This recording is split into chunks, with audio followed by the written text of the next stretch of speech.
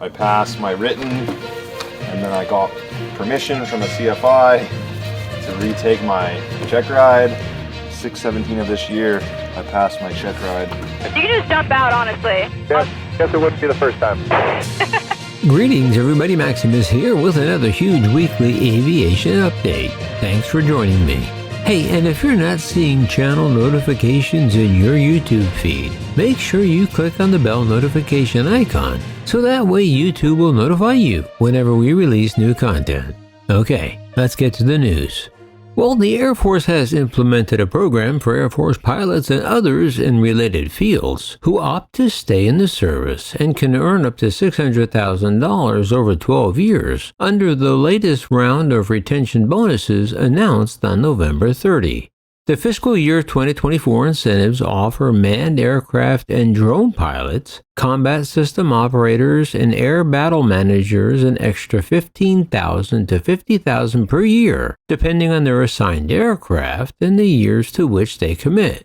Annual bonus pay programs aim to keep airmen around to blunt the effects of a pilot shortage that has lasted decades, robbing the service of aviators in policy jobs that rely on their know-how to keep the service planned for the future. How much extra pay they nab depends on how much time is left before their commitment ends. For example, fighter bomber, mobility search and rescue and special operations pilots, as well as those in high-altitude U-2 reconnaissance planes, can earn $30,000 to $35,000 a year with a 3 to 4 year contract, or $90,000 to $140,000 in total. Signing up for another 5 to 7 years earns those pilots an extra $37,500 to $42,500 per year, or between $187,500 and $297,500 overall. However, signing a contract for 8 to 12 more years would land them $45,000 to $50,000 in annual bonuses, or $360,000 to $600,000 in total. Airmen who fly command and control and intelligence aircrafts can qualify for annual payments of $30,000 to $35,000 over the course of 3 to 12 years, totaling $90,000 to $420,000. Some pilots who agree to 5 to 12 more years can receive up to $200,000 as a lump sum payment up front, depending on what they fly and how early they join the program.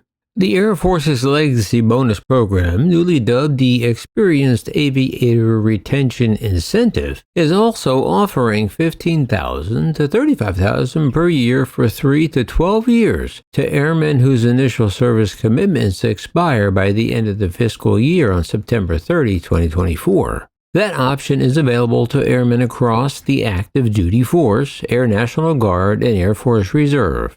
Applications for the two programs will be accepted until August 1, 2024, or the bonus budget runs dry, whichever comes first. Well, this next story has pilots all over America furious, as well they should be. This story also reinforces how utterly useless the FAA is when it comes to aviation and public safety in the U.S. So I expect to see a ton of comments on this story down below, so let your voice be heard. Trevor Jacob, the snowboarding Olympian who was just slapped with a lenient 6-month prison sentence for a YouTube stunt, where he parachuted out of a perfectly good airplane for clicks and likes, will be allowed to fly again, the FAA revealed. Jacob recently posted a video titled "I got my pilot's license back, but I'm going to prison," showing him piloting a plane with his girlfriend and his dog just one day before he was sentenced in federal court. YouTube clown Jacob was charged with destruction and concealment with the intent to deceive a federal investigation, which carried a maximum sentence of 20 years, but he was able to negotiate a sweetheart plea down to just 6 months at Club Fed. The new video drop caught the attention of the federal prosecutors after an FAA spokesman said that Jacob's pilot's license had been revoked after he intentionally crashed his plane in the Los Padres National Forest in November of 2021. But it was after that crash that the very same FAA said Jacob's actions were careless and reckless so as to endanger the life of property of another. Yet on Friday, December 8th, the FAA said its records had been updated to indicate that Jacob's pilot application is working its way through our standard process, adding that the agency has issued a temporary pilot certificate to Jacob, which allows Jacob to legally fly a plane for 120 days. The news came as quite a surprise considering the FAA continued to assert that Jacob's license was still revoked, even at his sentencing. The FAA's stunning reversal that allows a convicted felon to fly is raising eyebrows among pilots, some of whom commented on Jacob's braggadocio video this week. But despite Jacob's license revocation and later conviction, the FAA told a Business Insider that its regulations allow a pilot to reapply for their license just a year after it was taken away, unless a drug offense was involved.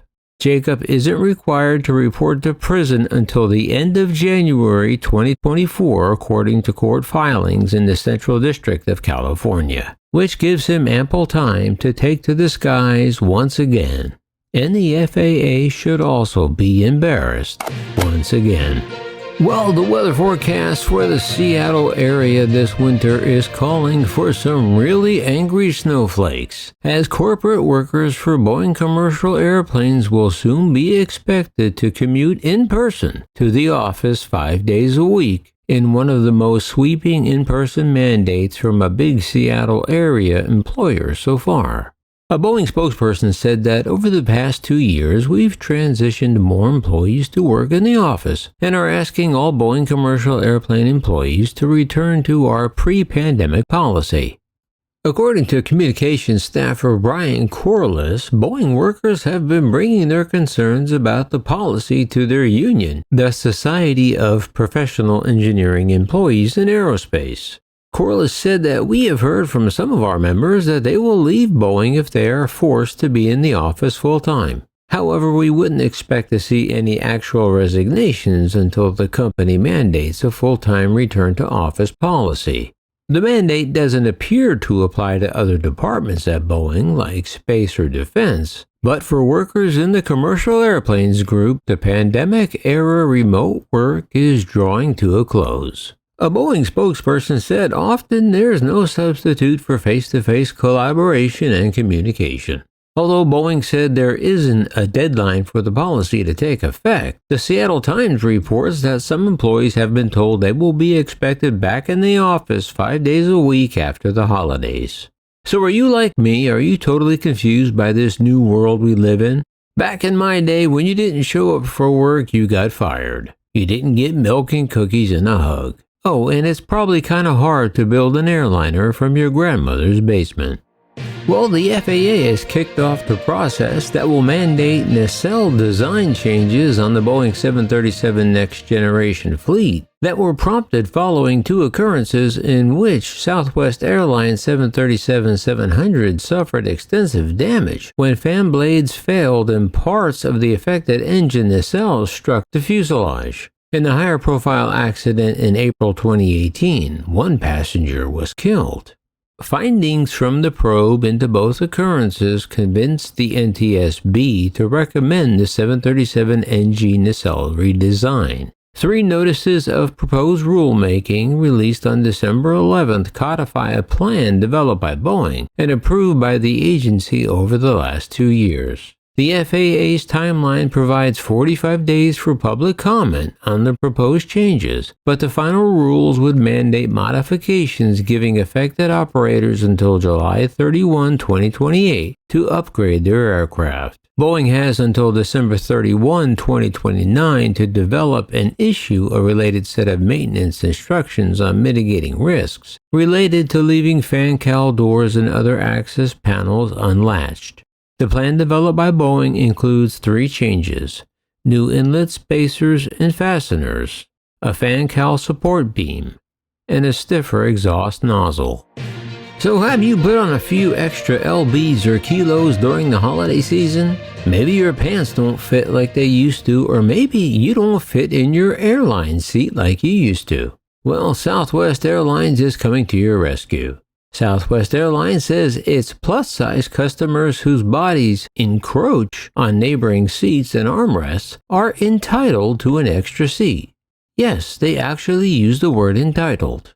And for this, Southwest is drawing praise from, quote, passengers of size on social media for its policy of offering complimentary extra seats, sometimes 2 or even 3 for their larger passengers.